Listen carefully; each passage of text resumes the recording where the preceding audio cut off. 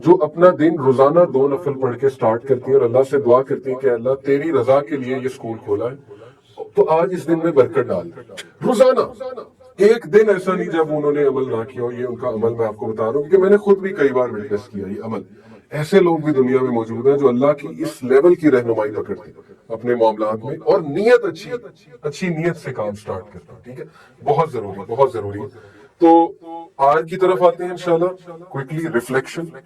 Reflection سے میری کیا مراد ہے؟ نوجوانوں کو خاص میں یہ ایڈوائز کرنا چاہتا ہوں کہ آفٹر سینگ یور انٹینشن، کہ میری نیت کیا ہے اس چیز کے پیچھے، اس نیت کو ڈیفائن کر لو۔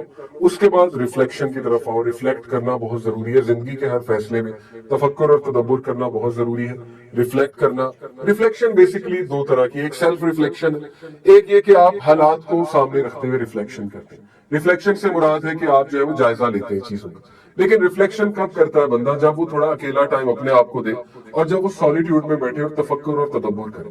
تو آج کی جو ریس ہے، جو دوڑ لگی ہوئی ہے، جس کلچر سیویلائزیشن کا ہم حصہ ہے، وہ ریفلیکٹ نہیں ہمیں کرائے گی، کیونکہ اس میں ڈسٹریکشنز بہت ہیں۔ ہم نے اپنے آپ کو ڈسٹریکشن سے سراؤنڈ کیا ہوا ہے، تو اس لیے ہمارے فیصلے ریفلیکشن پر مبنی نہیں ہوتے، جلد بازی پر مبنی ہوتے۔ کیونکہ ایک طرف موویز ہے، ایک طرف ٹی وی سیریز ہے، ایک طرف گیمنگ انڈسٹری ہے، یوٹیوب ہے، پھر فیس بک کی ویڈیوز ہی ویڈیوز ہیں، اسکرولنگ چل رہی ہے، تو ریفلیکشن تو کوئی نہ ہو۔ ریفلیکشن اللہ نے ایک میکنزم ہمیں فراہم کیا تھا، 5 وقت کی نماز، کہ آؤ بیٹھو، ذکر کرو، تھوڑا ریفلیکٹ کرو، اپنے اندر جھانکو، اپنی خامیوں پہ غور کرو، دیکھو تم کہاں جا رہے ہو، ریفلیکشن کرو اللہ سے میرا کیا تعلق ہے۔ سب سے بڑی ریفلیکشن تو یہ ہے نا کہ بندہ یہ ریفلیکٹ کرے کہ اللہ سے میرے معاملات کیسے ہیں۔ وہی ابن قیم کا کوٹ ہے، ہر چیز اللہ تعالیٰ، ہر چیز اللہ پہ ڈیپینڈنٹ ہے۔ اگر اللہ سے معاملات خراب ہیں تو پھر جہاں مرضی سے ہیلپ سیکھ کرتے رہے، وہ معاملہ حل نہیں ہونے والا، کیونکہ معاملات اللہ سے خراب ہیں۔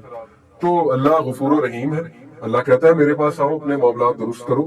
تو یہ ریفلیکشن بہت ضروری ہے۔ پھر اس پر ریفلیکشن کرنا کہ کیا میں ٹھیک جا رہا ہوں یا ٹھیک جا رہی ہوں، میری چوائسز ٹھیک ہے، میری پرائرٹیز ٹھیک ہے، میرا کھانا پینا ٹھیک ہے۔ اس پہ ریفلیکٹ کر لے بندہ کہ میں کیا کھا پی رہا ہوں، میری صحت ٹھیک ہے، میری نیند ٹھیک ہے۔ بہت ضروری ہے یہ ریفلیکشن کرنا، کیونکہ self reflection leads to self awareness. جو بندہ سیلف اویئرنیس جس کی اسٹرانگ ہے نا، جیسے امام سفیان الثوری نے کہا، the one who knows himself will not be harmed by what other people say about him۔ جس بندے کو یہ پتا نا کہ میں کون ہوں، وہ پھر دوسروں کے رویوں پہ نہیں کڑتا۔ اسے پتا ہے کہ یار یہ اس بیچارے کا مسئلہ ہے، میں تو نہیں ہوں نا ایسا جیسا یہ کہہ رہے، میں تھوڑی ایسا ہوں۔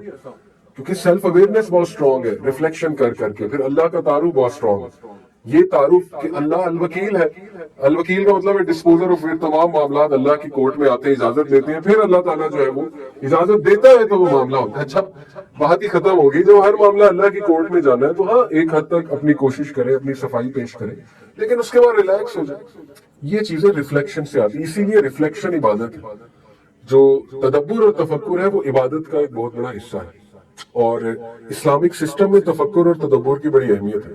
تفکر اور تدبر میں ان شارٹ آپ کو بتاتا ہوں، تدبر جو ہے اس کا روٹ ورڈ جو ہے، میں آپ کو اس کا روٹ ورڈ بتاتا ہوں، اس سے آپ کو جو ہے بات سمجھ آئے گی۔ اور دوسرا یہ کہ اللہ سبحانہ وتعالیٰ نے قرآن مجید میں اس کو بہت انکریج کیا۔ دیکھیں اللہ نے کہا نا کہ وَيَتَفَكَّرُونَ فِي خَلْقِ السَّمَاوَاتِ وَالْأَرْضِ، کہ اللہ نے ان لوگوں کی نشانیاں بتائی جو عقل مند لوگ ہیں کہ وہ تفکر کرتے ہیں کائنات کی تخلیق پر، اور اس تفکر کے نتیجے میں وہ کیا کرتے ہیں، ربنا ما خلقت ھذا باطلا، کنکلوژن پہ پہنچتے ہیں۔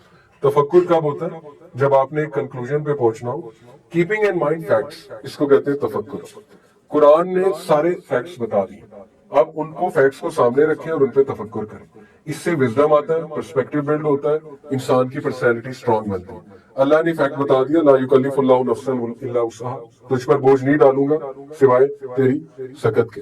تو اس پر آپ تفکر کریں، بیٹھ کے سوچیں اس کا کیا مطلب ہے، سوچیں آپ اس سچویشن میں کیوں ہیں، سوچیں کہ آپ کے اندر سکت ہو اس سچویشن سے مقابلہ کرنے کی۔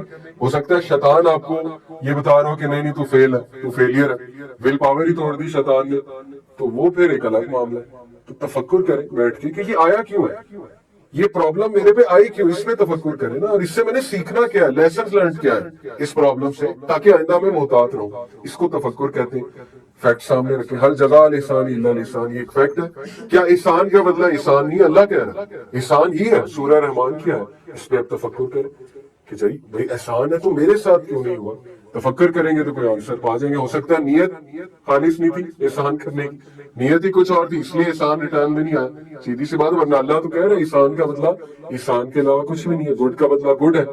हाँ, इधर नहीं मिले तो हो सकता है आखिरत में अल्लाह ने वो रिवॉर्ड रखा हो। तो फैक्ट्स को सामने रखें, कुरानिक फैक्ट्स को, और उन पर गौर व फिक्र करें। तदब्बुर जो है उसका ताल्लुक किससे? अफला यतदब्बरून कुरान अम अला कुलूबिन अक़फ़ालुहा, क्या ये कुरान पर तदब्बुर नहीं करते, रिफ्लेक्ट नहीं करते हैं, या इनके दिल जो है वो लॉकअप हुए हैं? क्या वजह है तदब्बुर नहीं कर रहे कुरान पे? तदब्बुर जो है इसका रूट वर्ड है अद्दुबुर, और अद्दुबुर का मतलब होता है द एंड ऑफ समथिंग, किसी चीज का एंड।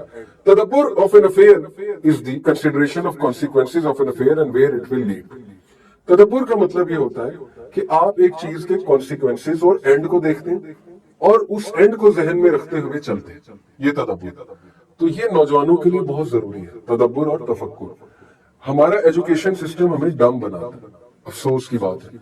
हमारे जो स्कूलिंग सिस्टम है, यूनिवर्सिटी सिस्टम है, उसने ना तफक्कुर सिखाया ना तदब्बुर सिखाया। उसने अगर सिखाया तो नेगेटिविटी सिखाई, कंपेयर करना सिखाया, ग्रेड्स लेना सिखाए, और फिर वो रैट रेस में चलना सिखाया, और फिर एक दूसरे को देखना, ये कैसे ड्रेसअप हो रहा है, इसके पास तो ये है, ये कर लो वो कर लो, कॉन्सर्ट्स में चले जाओ। उस सारी पर्सनैलिटी डिस्ट्रॉय कर दी बंदे की। तो तफक्कुर और तदब्बुर है ही नहीं, तो वो वीक पर्सनैलिटीज है। इसलिए ऐसी महफिलों में बैठना जहाँ तफक्कुर और तदब्बुर की बातें हो रही है, ऐसे लोगों से दोस्ती लगाना जो आइडियाज की बातें करते हैं, जो मजहब की बातें, जो ईमान की बातें, दीन की बातें, वो उससे फिर तफक्कुर और तदब्बुर होगा।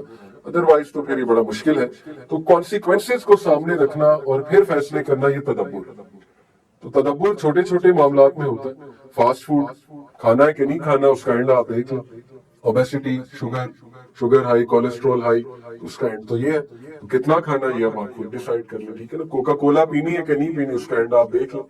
14 चमचे चम्मच के होते हैं एक शुगर के, कोका कोला में 56 ग्राम ऑफ शुगर, 56 ग्राम का मतलब 14 चमचे शुगर के। तो कितनी पीनी है, कब पीनी है, ये फैसला आपका। छोटी छोटी चीजों में तदब्बुर है। फिर बड़े फैसलों में बहुत तदब्बुर। एक बंदे से ताल्लुक कायम करना है तो उसका एंड देख लें, नियत देख लें, उस ताल्लुक के पीछे नियत क्या है, उसका एंड क्या है, वो मुझे ले जाएगा कहाँ पे, वगैरह वगैरह।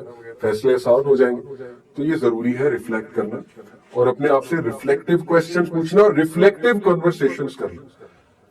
अपने बच्चों को अगर आपने वाइज बनाना है तो उनसे रिफ्लेक्टिव क्वेश्चंस किया करें, बहुत जरूरी है। बैठकर जरा पूछा करें क्या समझ लगी, डॉक्यूमेंट्री देखी तो पूछा क्या समझ लगी, क्या सीखा आपने।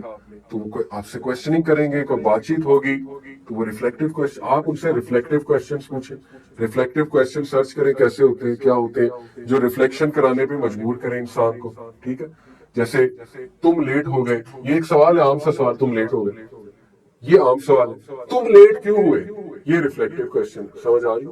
इस तरह के सवाल जिसमें बंदा कुछ रिफ्लेक्ट करे कि मैं लेट क्यों हुआ।